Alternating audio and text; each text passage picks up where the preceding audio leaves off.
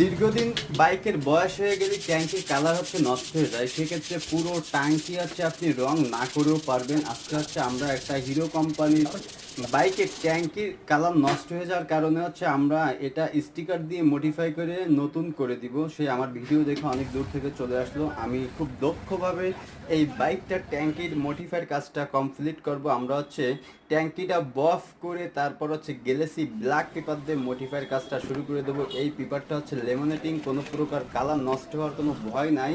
ভিডিওটা ভালো লাগলে শেয়ার করে অন্যকে দেখানোর সুযোগ করে দিবেন। পরবর্তী ভিডিও পেতে পেজটিতে ফলো দিয়ে পাশে থাকবেন।